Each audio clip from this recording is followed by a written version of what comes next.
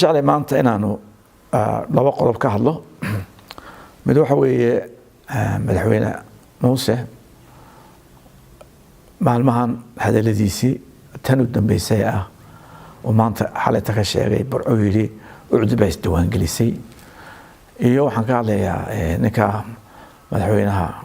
magaalada Muqdisho hadalkiisu Virginia ka sheegay Mareykanka horta marka aad imanka u fiirsatid Muuse Biixi hadaladiisa iyo sidoo shuruucda uu sharxayo markaad eegtid markuu la fadhiyay magaalada Saaye gudoomiyaha maxkamadda sare oo lahaa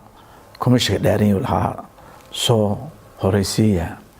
magaalada Saaye doorashada ururada markuu wasiirkiisa informationka ku amray wiil waxa taa ururadu way furan yihiin isagoo xeerkii ururada tooska bishii July soo celiyay saddex bay soo raaciyay oo ku sheegay dastuur inay ka soo jeedaan dastuurka markaad eegtid maalin dhowto lahaa haddii soo xareyn waayaan dokumentkaasi halkii udubay marayaan maanta uu sheegay in uu isdiwaan gelisay labanu kala saar waayeen marka madaxweynaha mid waa mid oo inaanu shuruucdii aynu ku shaqeynaynay dalku domination-ka intaanu bilaabnay ku shaqeynay inuu laba socon warinta lama socono ilaa intii dib loo doortay ilaa naxariista madaxweyne cigaal madaxweynahani inuu asaasay dimuqraadiyadda iyo nabadgelyada Muuse dana gaar ku maqnaayo outsider buu ahaa wixii aanu kabkabinay dalka aanu hagaajinay isagoo dantiisa ku shaqeyso daar iyo beer iyo kuma jirin systemka marka waxaad arkaysaa markaa imanka hadalkiisa markaad aragtid waxaan kala saaray laba inay taasi ku yeelatay saameyn aan waddanka wax ka socon iyo inaan maskaxiyanba aanu hadda oreedhayn baa ay kala saar weydi sharcigan sharci 14 ee loo bixiyay shaqor 14 cali guri u bixiyay wuxuu sheegayaa in markasta ay asxaabtu samaysto kongareska shirweynaha inay go'aamada shirweynaha ay dhigaan xafiisyada quseeya doorashooyinka xiraarinta guud guddiga commissionka doorashooyinka iyo guddida diiwaangelinta asxaabta ururada waa sharci uu sheegaya marka anagu bishii waxaan qaabanay doorashada kongareska November 2021 waanu geeyay dokumentkaas qolada hadda cusub waxayna soo weysatay koobiga inaan ugu soo celino koobiga baa loo geeyay oo iska caadi ah madaxweynuhu inuu shir soo fadhiisto dadweynaha oo ugu sheekeeyo wax hadee aan aqli gelin ucud baa isdiwaan gelisay ucud soo sharci jira ma oo xusbiyaal jira ma xusbiya saddex qaran oo liisan haysta 10 sano ma horta waa taasaan saxaya shacbiga in ku fiis gareyn ma oran karin madaxweynuhu been buu sheegay laakiin waxaad moodaa inay bariyahan oo dambe sidii riwaayadu sheegay sooraan inay runtii inay cusbitaalka ka jirto ayaan marnayo ilaa runtii ku yareeyay madaxweynihii waan ka xunnahay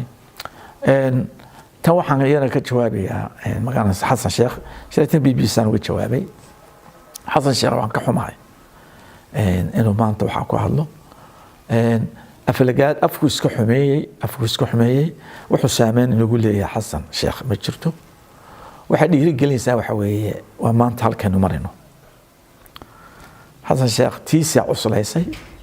Soomaaliya shan dawladood oo qabaal ku siyaasan ayaa kamid ah midna saameyn kuma leh Dani ma saameyn ku leh Axmed Madoobe ku leh waxaan ku lahayn South West wax loo bixiyay marka tiisi baa culaysay inaan wadalkeena gacanteena ku hayno cid aan bariyana ma jirto xoog weyn ku soo ceshanay waliba bilaash kuma soo ceshan dawladnimadan bilaashka ugu bixinay iyo kaca iyo emotionka waxaynu ugu qaadatay inaynu 10 sanadood aynu waxayna dad iyo xoolahan ku baabiino waxana inoo jabiyay inoo jabiyey xasan sheekh iyo keyrkiiba xusbiga kulmiye maalintuu shirka la fadhiistay 2012 maalintaasaynu jabnay oo jabkii nagu dhacay 60kii kii oo kale nagu dhacay wada fadhiga waxay u bedeleen inaynu ku soo noqono midnimadii Soomaaliya marka taasna waxaan leeyahay maanta xasan iyo keyrkii dhibaato maahe dalkeena maanta dalkeena khatartiisu waa muuse haddaynu shacbiga reer Soomaaliya sheekh iyo wadaad iyo mutacalim aynu ninkaa waxaa ku hadlaya shantaa sano muran waxaan inoo keenin haddaynu odhan kala weynay siduu ilaahay ina furay subxaana wa tacaala waa qaldintay joog horta mustaqbalkan meel xun u maraya xasan taa shalaytan wuxuu ka sheegay Mareykanka markuu la hadlayay su'aal la weydiiyay waxa uu yiri toodii waa dhibtay iyaga waa dawlad qabsan la oo isaystay buu yiri maanta horta dibad la inaga imanay ma jiray gudaheena ayaan ka baqayaa inuu muuse dhibaato dalkeeyo doorasho ururo oo toosa oo Soomaaliya ka dhaxaysa ma jirto wiyaan waqti la iska khasaarin yaan dalka fawda la gelin doorashadii madaxweynuhu 13 dhacaysa November hadday dhacdo guurtii hadday ku dhisana ma yeelino shacbiga reer Soomaaliya ma ogolaanayo bilaa sharci daro isna madaxweyne noqon maayo halkaas dalku mugdi ku geliya mugdiga laga joogo runta loo sheego yaanu in khasaarin maanta yaanu xasan in uu tiiqtiiqsanin waa inaynu iska qabanaa muuse runta u sheegna dalkan muuse wax faa'iido ah wax waxaan dhibaateen ugu keenin taariikhda dib u raacdaan maantana wixii aan ku tacabnay muuse ay khatar ay ku tahay anagu ismaanu diiwaangelin uma baahanin xisbiyaashii sharciga inoo shaqeeya yaan nahay dokumentkaas aanu sharci ahaan u geynay na soo weydiisteen inaan ugu soo celino wala noo celin marka walaal saas ahaada dibadda ka baqina gudaheena maanta gudaheena alagaaji muuse xaraam bay ka tahay aku seexan inaad doorasho urur qabatid oo Soomaaliya dumisid aku seexan inaad korsatid oo anaga aan baabisa taaduna ay jirtaan oo madaxweynaha 13 bish wixii ka dambeeya aad madaxweyne noqotidna aku seexan inaad horta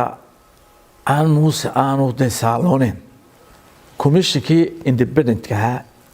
ee aan wax awood ku lahayn ayuu xusbiga ka dhigay ويدي أود بقيب صدام وسيد برلمان كيو شرقدون كنا وحقاتي